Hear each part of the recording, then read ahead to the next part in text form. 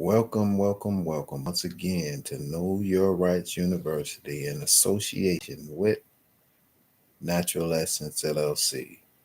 We are back at you again with another video. We hope to be educational and beneficial to you and your family. Let us share our screen. This video is going to be called The Corporate Privilege of Limited Liability.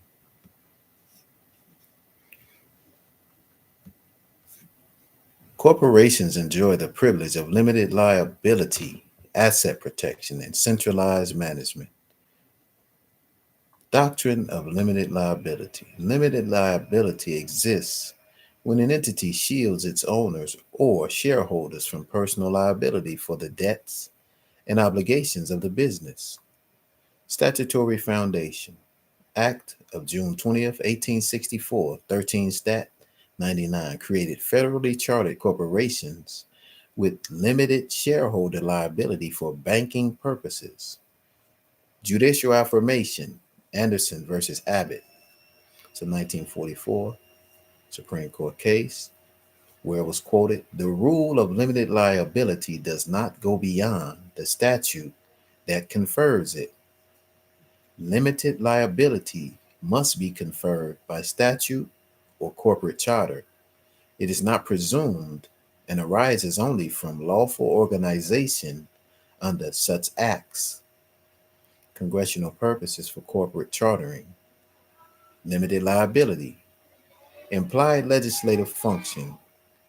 While not always explicitly stated in early charters, limited liability was inherently granted in many congressional acts by separating personal assets of shareholders from the liabilities of the corporation, setting par value on stock subscriptions, capping shareholder liability to only the amount of subscribed stock and not in any personal capacity.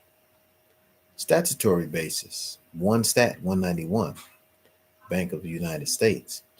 Every subscriber shall be liable to pay in the sum subscribed, but shall not be liable beyond the amount of his subscription. Conclusion: Congress intentionally designed corporations so individuals could engage in high-risk public ventures like railroads and banking without endangering private estates or family property. 2. Asset protection. Statutory corporate power to hold lands, tenements, hereditaments, goods, chattels, and effects. 3 Stat 266, Bank of the United States. Congress expressly granted corporations the right to own separate perpetual property, receive trusts, deposits, or endowments, such as Smithsonian 9 Stat 102, to operate as a public fiduciary or custodian.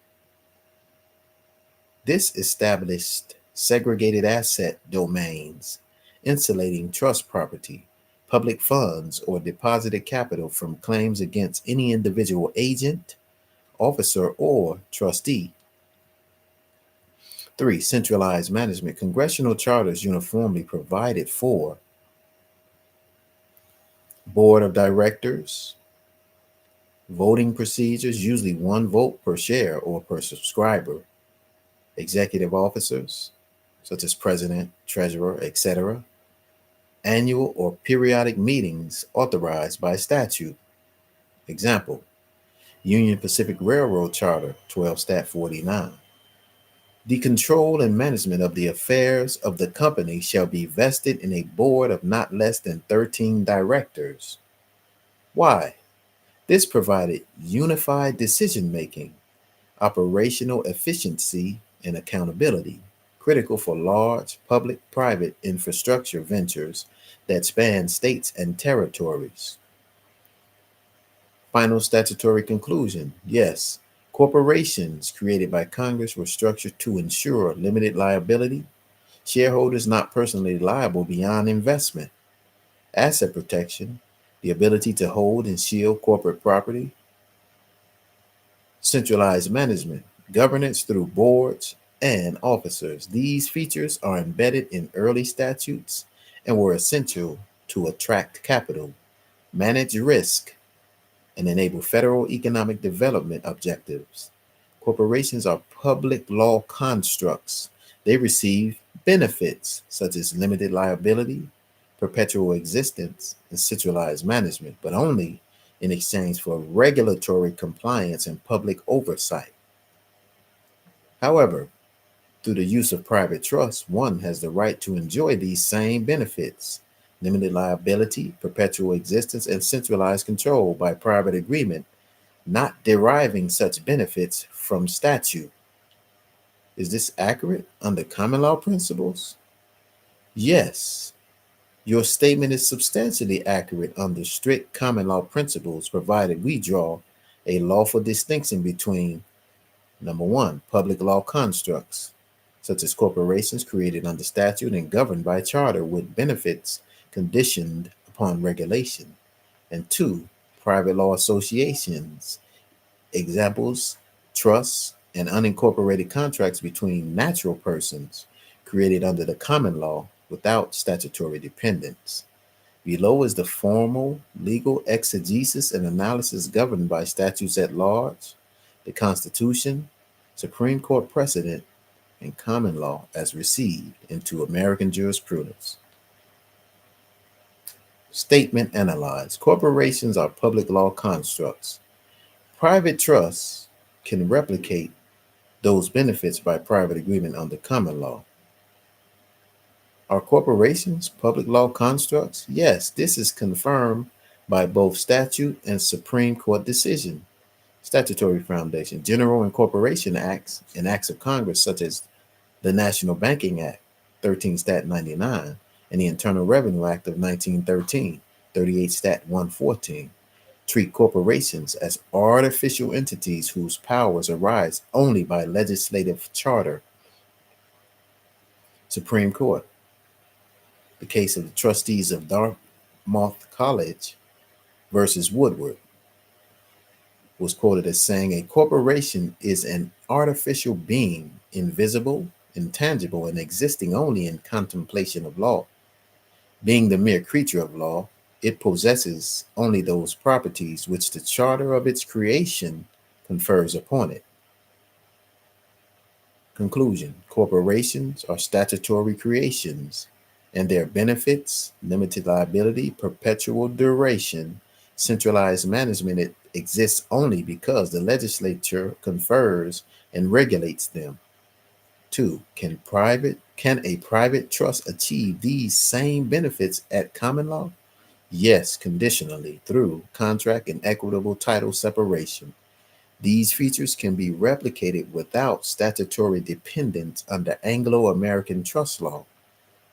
Limited liability via trust structure. A private trust separates legal title held by the trustee from equitable interest held by beneficiaries. This creates a lawful shield. The trustee is liable in their fiduciary capacity only. The beneficiaries are not personally liable for trust debts or obligations. Common law maxim: Sestake trust, beneficiary shall not be liable beyond his equitable interests.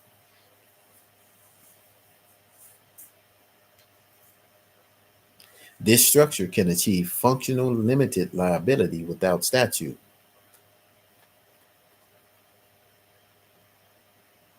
B. Perpetual existence via contractual trust duration. Under the rule against perpetuities, a trust could historically not endure longer than lives in being plus 21 years.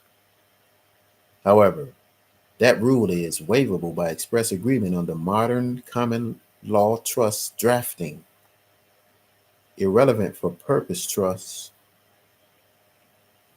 or contractual business trusts, where the corpus is not based on inheritances. Case example: Jones versus Clifton. A trust may continue in accordance with the intent of its creators unless barred by statute or equitable principle. Thus, perpetual existence may be established by private agreement unless expressly prohibited by state law. Centralized control. A trust document or indenture may vest full control in a single trustee or trust board, allowing complete centralization of asset control, disposition decisions, beneficiary designations. No need for shareholders, officers, or meetings. Control is by fiduciary appointment, not public charter. Contract law principle. Freedom of contract permits private parties to structure governance not repugnant to law or public policy. Centralized control is a default feature of many private business trusts, including Massachusetts Business Trust and Delaware Statutory Trust, though the latter rely on statute for recognition, not creation. 3. Constitutional and common law support. Feature: limited liability. Corporation, granted by statute, limited liability. Trust, common law, limited liability arises from equitable title separation. Perpetual existence of a corporation is granted by charter. Perpetual existence of a trust is granted or is achieved by express contract. Centralized control of a corporation is via bylaws or board structure. Centralized control of common law trust is via trustee powers in the indenture. Public oversight of a corporation is required by statute. Public oversight of a trust, none unless trust elects public benefit. Regulatory burden of a corporation is high. Tax filing and disclosures. Regulatory burden of a common law trust, minimal unless engaging in commerce. Final conclusion: yes, your statement is accurate under common law principles. A private individual may lawfully replicate the core benefits of a corporation: limited liability, perpetual duration, and centralized control through the instrument of a private trust or contractual association without receiving such benefits from statute and without incurring regulatory submission to public law frameworks, so long as the trust does not engage in regulated public commerce. This is fully supported by the statutes at large, the Supreme Court, and the constitutional principles of contract and property rights in Article 1 and 5 and Amendments 9 and 10. Centralized control is a default feature of many private business trusts, including Massachusetts Business Trust and Delaware Statutory Trust, though the latter rely on statute for recognition, not creation. Is a precise and legally correct summary of the governance structure of certain common law business trusts. I will now break it down into an exegesis using only constitutional, statutory, or statutes at large, and common law principles as mandated by your directive. Full explanation and exegesis. 1. Centralized control is a default feature, meaning, in the context of private trusts, particularly those used for business or asset management purposes, centralized control means that decision-making power and management authority are concentrated in the hands of a trustee or a small board of trustees rather than dispersed among beneficiaries, shareholders, or members, as in a partnership or corporation. In contrast, corporations governed by shareholder votes, board resolutions, officer actions, distributed control. Partnerships require a unanimous or majority consent of partners, also distributed. Private trusts, the trustee holds legal title and can act independently unless the indenture says otherwise. Thus, centralized control is the default, or is presumed, mode of governance unless affirmatively limited in the trust instrument. 2. Of many private business trusts, meaning Business trusts, sometimes called unincorporated business organizations or UBOs, are formed by private contract, typically via an indenture of trust, wherein property is conveyed to a trustee to hold and manage for the benefit of beneficiaries. Common types: Massachusetts business trusts, MBTs, originated in the 19th century, were used to manage real estate, manufacturing, and investment holdings. Delaware statutory trusts, or DSTs, common in modern finance, such as real estate fractional ownership under 1031 exchange rules. The term private indicates that they are not formed by legislative charter, but by common law right of contract and trust. 3. Including Massachusetts Business Trust background. The Massachusetts Business Trust is a recognized common law entity structure with a trustee or board who holds title and manages operations. Beneficiaries, sometimes called certificate holders, who receive profits but do not manage operations. Created by contract, not by statute. Courts have long upheld the Massachusetts business trust structure as legally distinct from corporations. These are case citations. Centralized control in a Massachusetts business trust is inherent, as only the trustees have authority to act on behalf of the trust. 4. In Delaware statutory trust. Background: the Delaware Statutory Trust, or DST, was codified by Delaware's 1988 Act. Important distinction: the trust agreement still creates the entity, not the statute, but Delaware law gives it legal recognition, including legal personality, bankruptcy protection, transferability of beneficial interests, regulatory status for investment purposes, such as filings with the SEC. Therefore, the Delaware statutory trusts are still private trusts, but they depend on legislative recognition to receive certain legal and commercial privileges, such as limited liability for beneficial owners, ability to hold title in the trust's name, qualification for tax deferral transactions.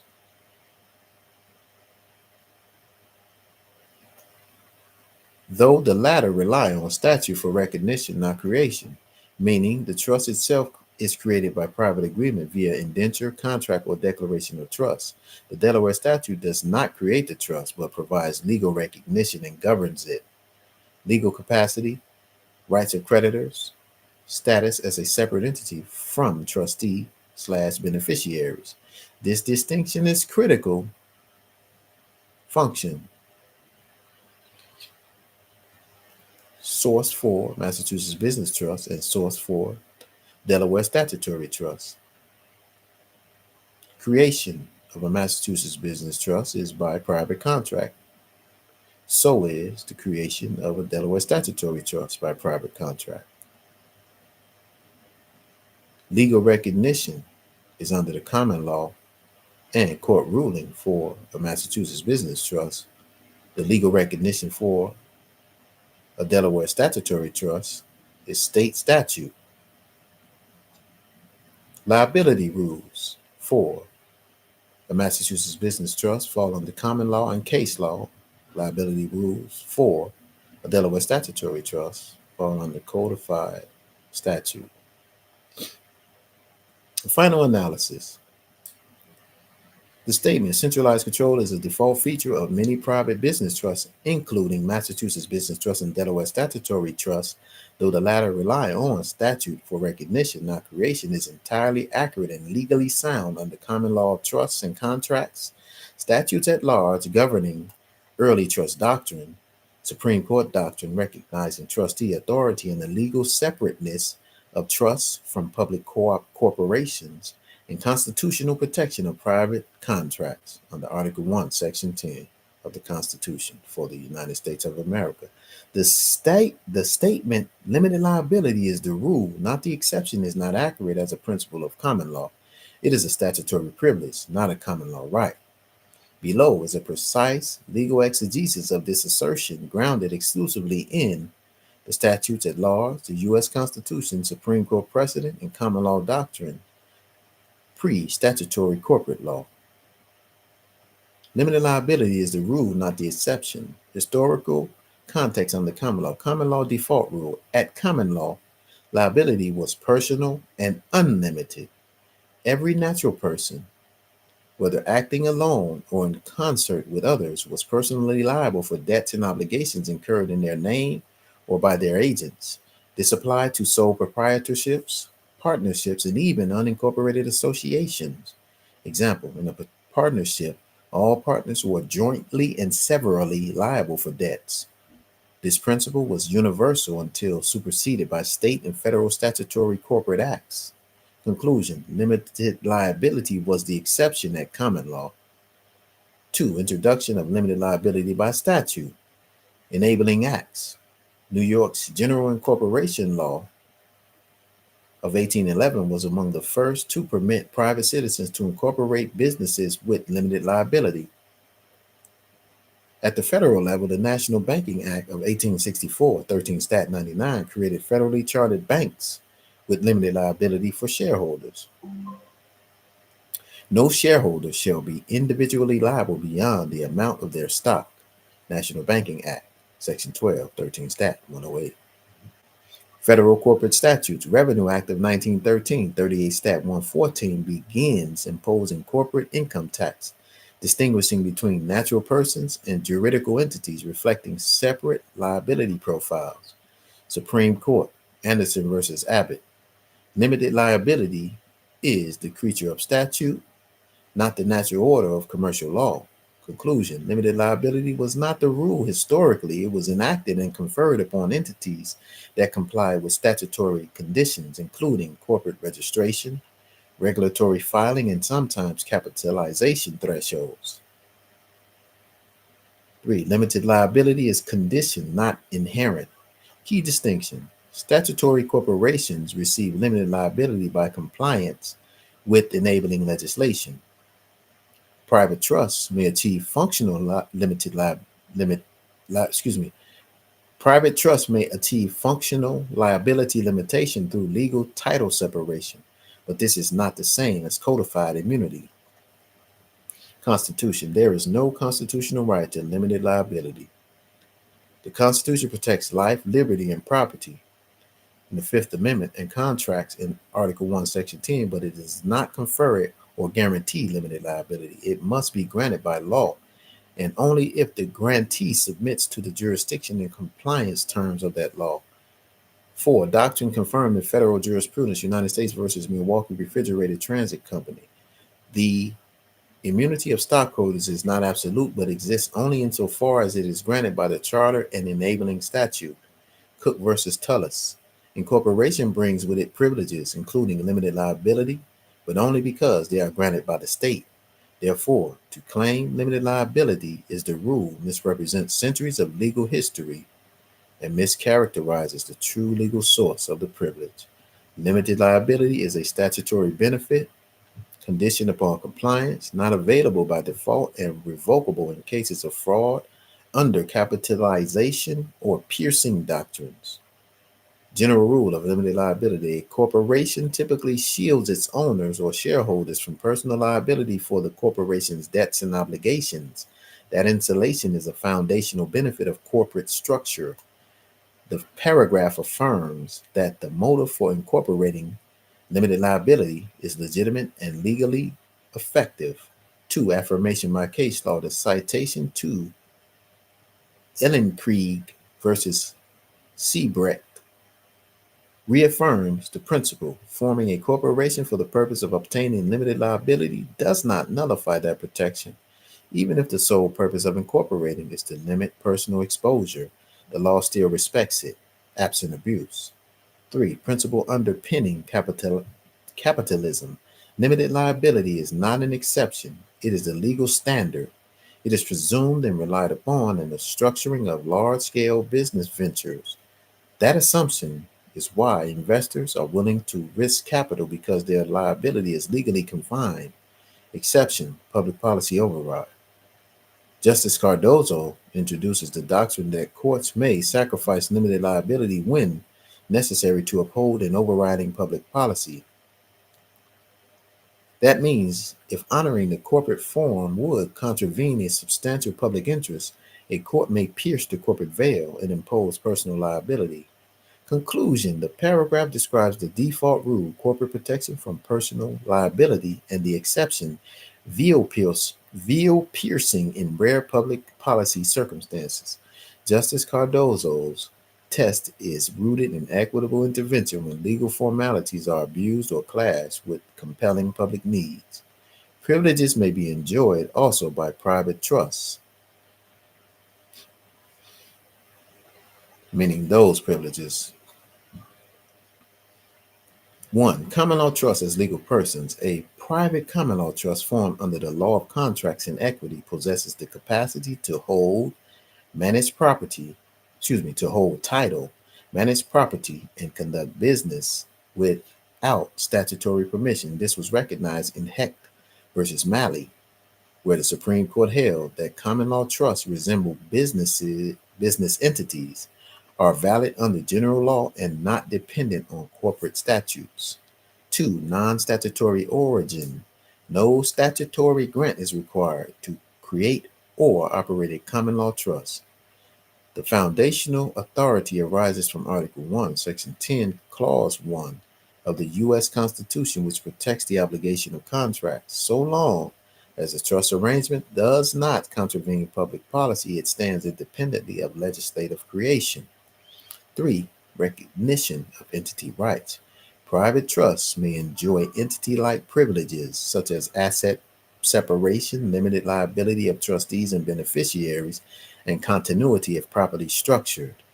The IRS recognizes such arrangements in various revenue rulings and in Morrissey versus Commissioner, which upheld the taxation of a Massachusetts trust as an association with corporate characteristics.